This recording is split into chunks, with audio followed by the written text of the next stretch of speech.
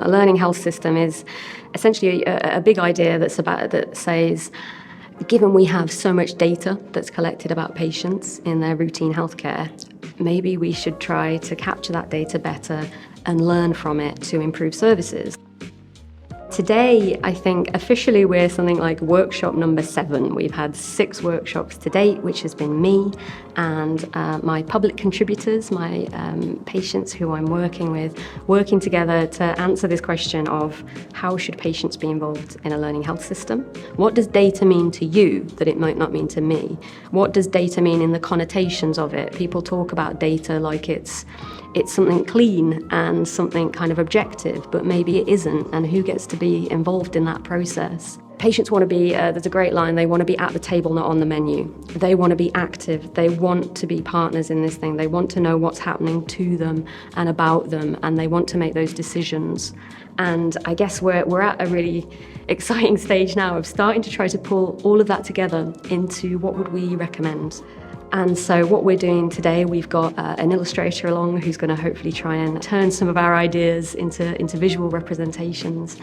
But crucially, we're trying to agree on those key messages about what we want to say, about data, and about how patients and researchers and health professionals can all work together for learning. My original observation was that we were going to sit down and look at what would help patients in the learning environment. But in fact, it turned into something completely different. We became the patients in the learning environment. I think we've built up quite a good dynamic within the group between us, and I think Sarah's very, the way she works, she's quite approachable, and she's made it a lot more of a two-way process. Because we're a really diverse group, wide-ranging opinions, different experience in life and what your life skills are. And I would say that what we've arrived at towards the end is of significant value, but possibly not what Sarah thought it would be when she started on the project. So really, I think I started off with a relatively simple idea of kind of, there's 2 sides to a learning health system. There's the data and the action, and I'll just get some nice recommendations for each side. And actually what the patients have done is kind of is upend that and say, no, throughout that process, the process needs to look different, and this is how we'd influence it. So they've come out with some really useful recommendations, and also demonstrated why you do need to have this dialogue with them. You can't make an assumption about what they'd want, because you're probably going to underestimate them. I've been on a lot of projects where the researcher has a desired outcome, and they quite like to guide the patient participants towards that outcome. Once Sarah realised her model had blown wide open and she let us run with it, I felt that's when the real richness started, and it looked to me like it could be a different piece of research than other ones I've seen.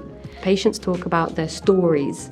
Patients talk about changes over time and all the different things they're impacting in their lives. They talk about their emotions and their experiences and how a service feels.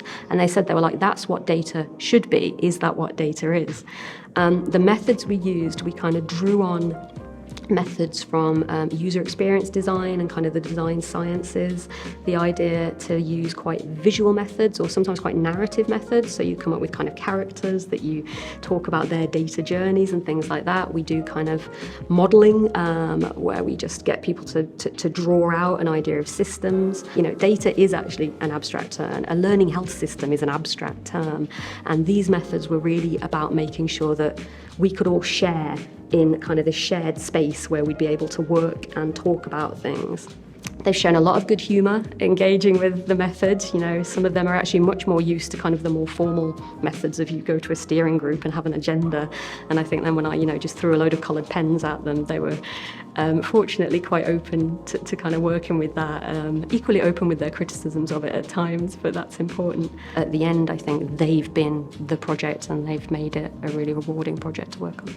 There's no point finding fault with systems where you won't participate in helping them better. And the truth of it is, even if you don't change anything drastically, you'll have the satisfaction of knowing that you gave your point of view. Because the patients are the people at the end of the day that use the services, and without the perspectives and experiences of navigating health systems, then services can't improve and change.